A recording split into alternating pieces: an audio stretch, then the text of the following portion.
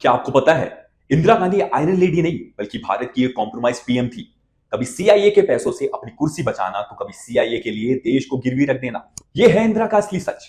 अक्सर सुना है कि देश को फॉरेन पावर से बचाने का काम करा था आयरन लेडी ने, पर कांग्रेस ने बहुत सफाई से इस बात को सबसे छुपा लिया कि जिस लेडी की लीडरशिप पर वाहवाही होती है वही लेडी फॉरेन पावर्स के पीछे छुपकर सत्ता चलाती थी। Former US ambassador Daniel Patrick Moynihan की मेमोयर अ डेंजरस प्लेस के मुताबिक सीआईए ने 2 बार इंडियन पॉलिटिक्स में इंटरफेरेंस की और एक बार पैसा सीधा इंदिरा गांधी तक पहुंचा। जबकि मित्रोखिन आर्काइव्स के क्लेम कहते हैं कि केजीबी ने इंडिया में पॉलिटिकल फंडिंग और इन्फ्लुएंस ऑपरेशंस चलाए थे। 1971 की इंडिया पाक वॉर हमने जीत तो ली, पर किसकी शर्तों पर? क्योंकि इंदिरा गांधी तो पाकिस्तान के सामने कुछ बोल ही नहीं पाई। जो वीरता दिखानी थी वो दिखाई हमारी भारतीय सेना ने। शिमला एग्रीमेंट के बाद 93,000 पाकिस्तानी प्रिजनर ऑफ वॉर बिना पीओ के वापस लिए, बिना मिसिंग इंडियन सोल्जर्स के हिसाब लिए छोड़ दिए गए और इस स्ट्रैटेजिक चूक को पीस जेस्चर का नाम दे दिया गया। असल में पाकिस्तान और अमेरिका के आगे झुकने का काम था ये। ऐसे ही 1974 के न्यूक्लियर टेस्ट के बाद पाकिस्तान को टेक्नोलॉजी शेयर करने का स्टेटमेंट पार्लियामेंट तक पहुंचना इंदिरा की पाकिस्तान से साठगांठ का प्रूफ था।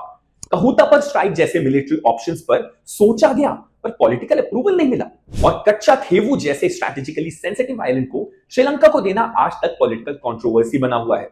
जैसे आज आप राहुल गांधी को हमारे देश के संविधान, न्याय व्यवस्था और देश के इलेक्शन बॉडी पर झूठे आरोप लगाते देखते होंगे।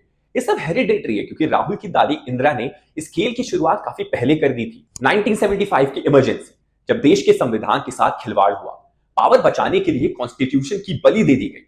इमरजेंसी में पूरा देश जेल बन गया, मीडिया और प्रेस पर ताला लगा दिया गया, ऑपोजिशन पर हथकड़ी, आम जनता को तो नसबंदी तक झेलनी पड़ी और कोर्ट के फैसले में कंप्लीट डिक्टेटरशिप। और फिर 1984 जब ह्यूमैनिटी को बेसहारा कर दिया गया, सिखों के सबसे पवित्र गोल्डन टेंपल में ऑपरेशन ब्लू स्टार के बाद दंगे हुए, उसमें हजारों सिख मारे गए। हालात इतने बुरे थे कि औरतों का रेप, आदमियों को जिंदा जलाया गया। पूरे भारत में कत्लेआम का खेल खेला इंदिरा गांधी ने और इन सभी को सालों तक फाइलों में छुपा कर रखा गया। ये साफ दिखाता है कि जब कुर्सी पर खतरा आया तो लोकतंत्र को तानाशाही में बदल दिया गया।